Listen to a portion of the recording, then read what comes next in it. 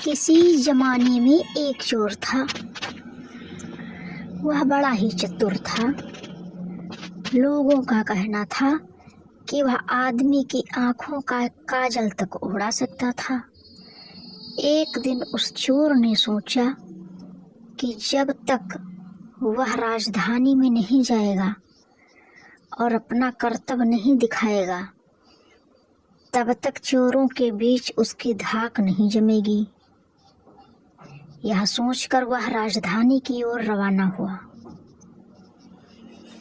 और वहां पहुंचकर उसने यह देखने के लिए नजर का चक्कर लगाया कि कहाँ क्या कर सकता है।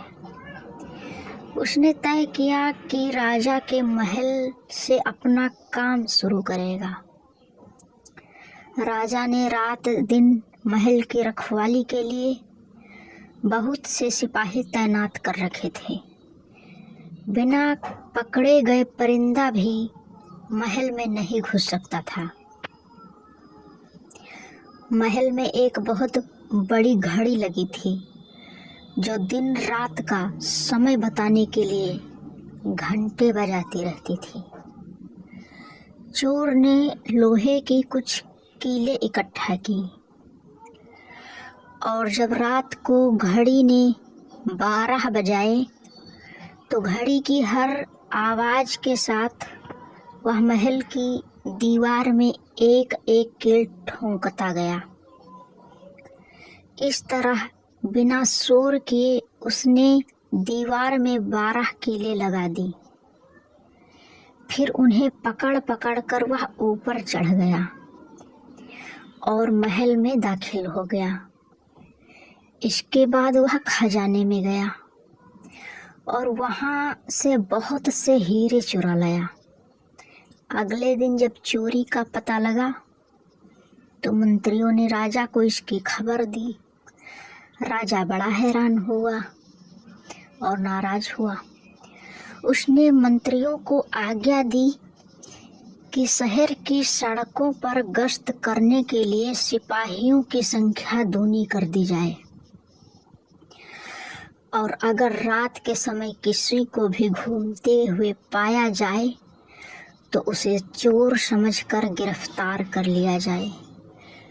जिस समय दरबार में यह ऐलान हो रहा था, एक नागरिक के भेष में चोर मौजूद था। उसे सारी योजना की एक एक बात का पता चल गया।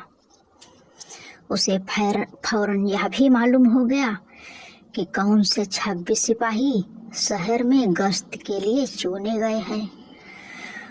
वह सफाई से घर गया और साधु का बाना धारण करके उन 26 सिपाहियों की बीवी से जाकर उनमें से हर एक इस बात के लिए उत्सुक थी कि उसका पति ही चोर को पकड़े और राजा से इनाम ले।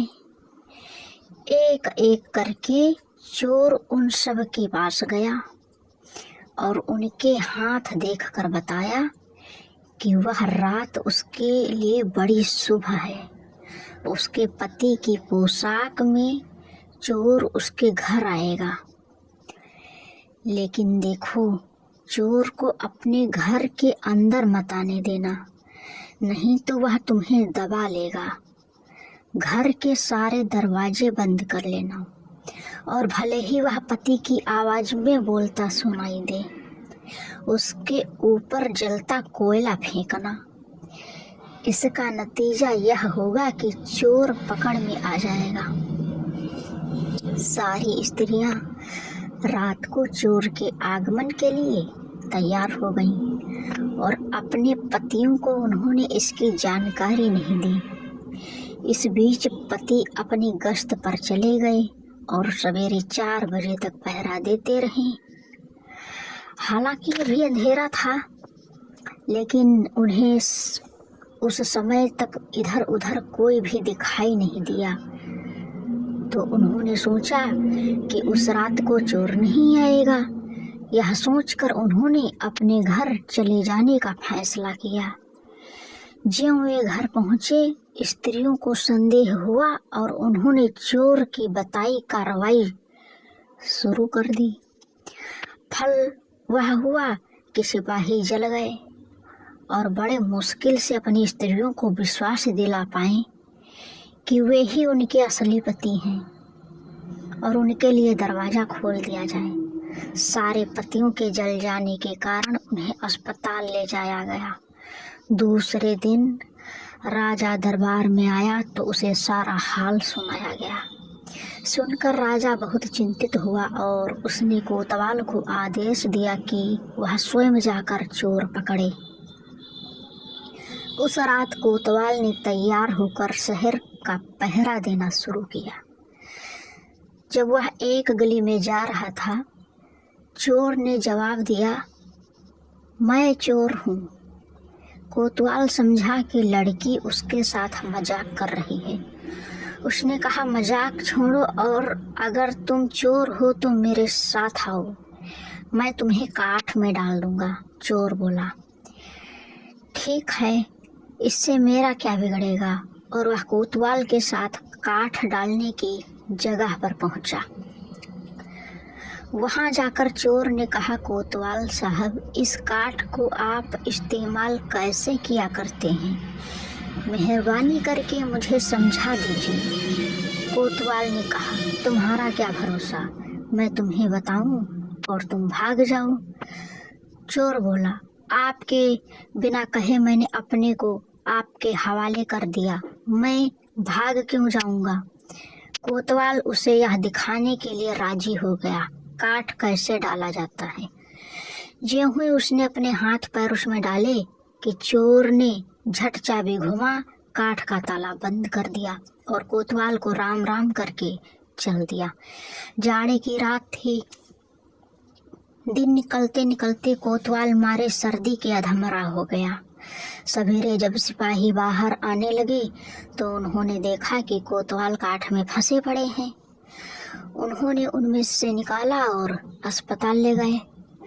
अगले दिन जब दरबार लगा तो राजा को रात का सारा किस्सा सुनाया गया। राजा इतना हैरान हुआ कि उसने उस रात चोर की निगरानी स्वयं करने का निश्चय किया।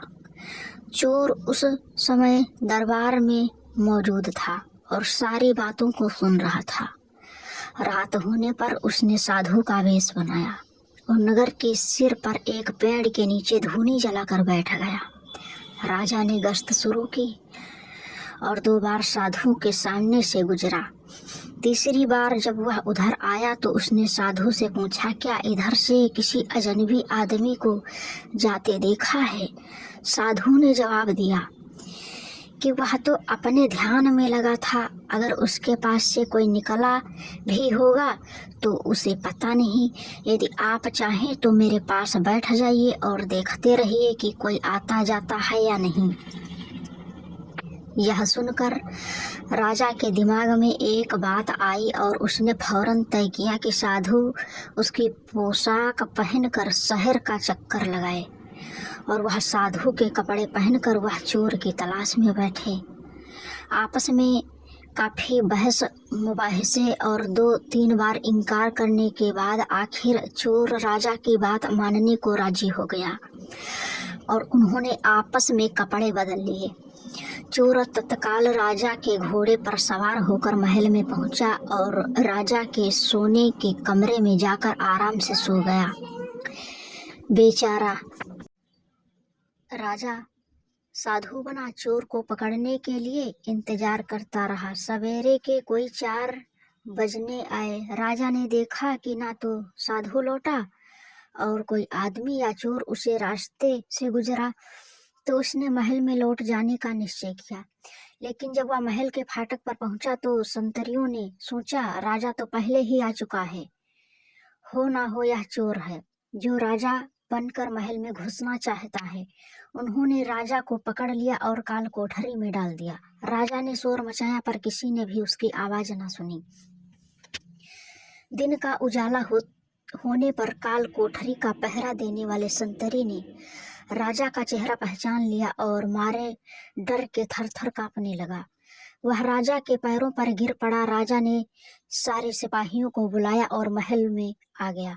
उधर चोर जो रात भर राजा के रूप में महल में सोया था, सूरज की पहली किरण फूटते ही राजा की पोशाक में और उसी के घोड़े पर रफू चक्कर हो गया। अगले दिन जब राजा अपने दरबार में पहुंचा तो बहुत ही हताश था। उसने ऐलान किया, अगर चोर उसके सामने उपस्थित हो जाएगा तो उसे साफ मार दिया जाएगा और उसके खिलाफ कोई कार्रवाई नहीं की जाएगी, बल्कि उसकी चतुराई के लिए उसे इनाम भी मिलेगा। चोर वहां मौजूद था, फौरन राजा के सामने आ गया और बोला, महाराज, मैं वह अपराधी हूँ। इसके सबूत में उसने राजा के महल से जो कुछ चुराया था वह सब सामने रख दिया, साथ ही राजा की पोशाक और उसका घोड़ा भी। राजा ने उसे गांव इनाम में दिए और वादा कराया कि वह आगे चोरी करना छोड़ देगा। इसके बाद से चोर बहुत ही आनंद से रहने लगा।